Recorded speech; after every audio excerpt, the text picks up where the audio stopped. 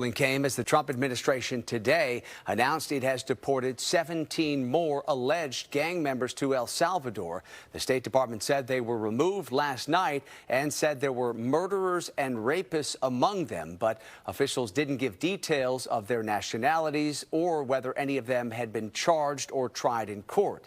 It's unclear at this point if the deportations violate a federal judge's ruling on Friday that temporarily blocked deportations to some countries.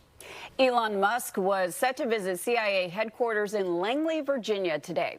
CIA Director John Ratcliffe invited Musk to meet with him to discuss government efficiency being overseen by Musk and his Department of Government Efficiency, or DOGE. CIA is at the heart of the protection of national security interests. So my argument would be very, very careful.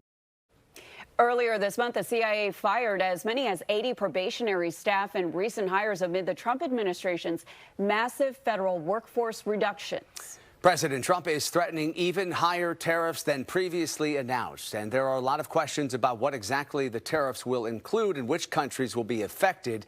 They could include the price of everything from lumber to cars. Today, President Trump said he's now considering a global tariff of up to 20% on all imports to the U.S.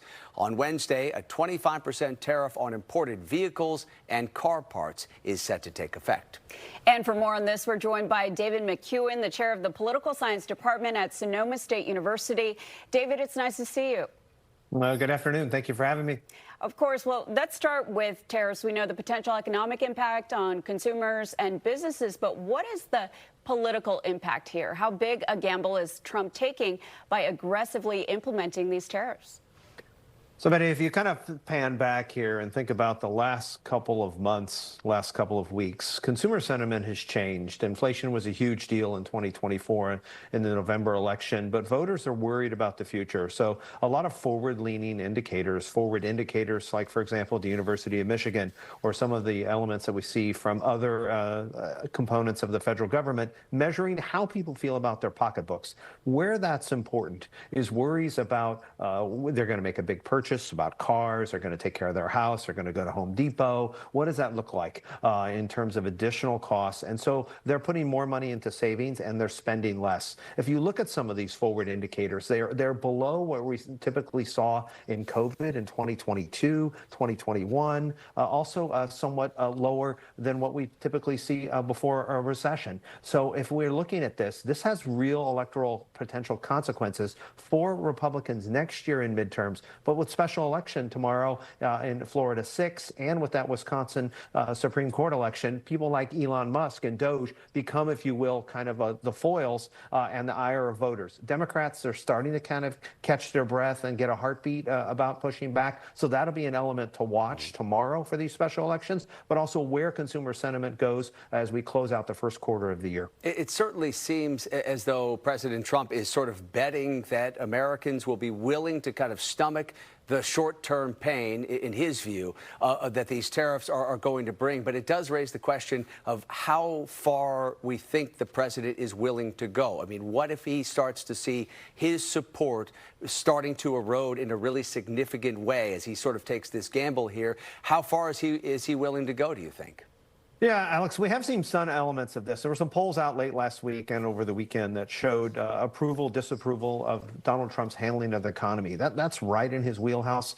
He had a huge leap and support relative to the economy when he's elected into last year. But that seems to have flipped around. He's now underwater by most measures. And when he's underwater by 15 to 20 points, that begins to affect the Trump brand. And it's the unevenness, the uncertainty of whether you're going to have a lot of tariffs on Wednesday, how far those goes, whether they're affecting just Canada or China. Do you put a tax, a tariff on every ship that comes into the port of Oakland? This is one element that they've discussed, a $1.5 million tariff on every ship coming into the ports. That would be a tremendous hit to the economy that goes over to consumers. It can affect the Trump brand, and we are a long ways away from that November 2026 midterm. But there are worries that this could could affect negotiations relative to tax cuts and relative to other elements of the Trump legislative agenda, making it hard for Republicans who have difficulty holding fast. This is why we saw Elise Stefanik pulled back from the UN ambassadorship. All of this creating some problems in the near term, in the next week or two, for Donald Trump and Republicans. And David, you brought up the Wisconsin special election happening. Elon Musk, we know, is wading into this race for that seat on the Supreme Court, using his wealth and influence to help the conservative candidate here. It's an election where the control of the state's high court is in play. Why does Musk care so much about the outcome of this race, and what are the implications here?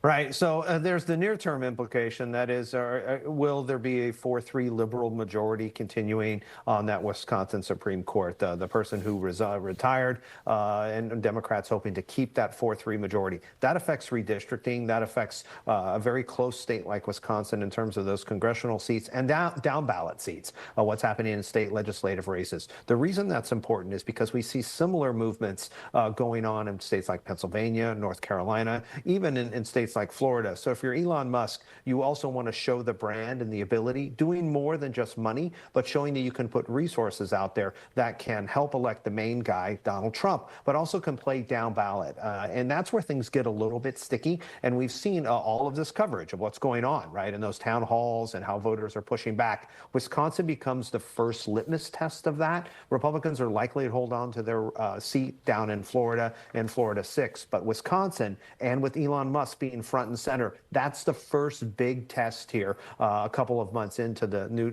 Trump administration for whether Democrats and Republicans, how they're going to fight this out. And that's going to really be down ballot as much as it is what's happening, say, in Senate races or congressional races. Yeah, it could be a really important indicator. We'll keep an eye on that race tomorrow.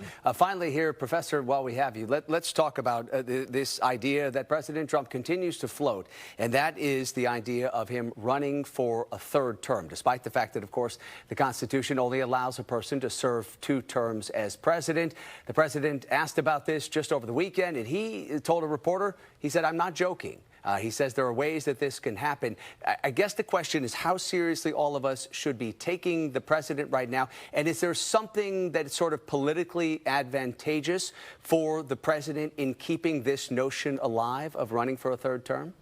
Yeah, I think there's 2 things going on here, Alex. One is that you don't want to be perceived to be a lame duck. That's like the worst thing in Washington, D.C. And Donald Trump, of course, doesn't want to be perceived as a lame duck. So you're going to talk about a third term. The other component to this is you're going to distract. And job number 1 is to distract from things like Signalgate, what's going on in some of these other elections from Elon Musk. Remove some of those things off the front pages, if you will, and from the headlines so that you can talk about the possibility, maybe, perhaps, that I'm serious, that I would have a third term. And in that element, it pushes all of those other things into the background because Donald Trump knows how to control the media space for pointy-headed academics like myself to talk about what's going on. And so it is compelling. It is interesting. It's the first time he's gone into that win in a serious way, but it's also about taking other things off the air or moving other things to the background as well. Yeah, it's the whole strategy. Yeah, as you said, it keeps his name in the headlines and certainly energizes his base. David McEwen, as always, thank you so much for your time and expertise today.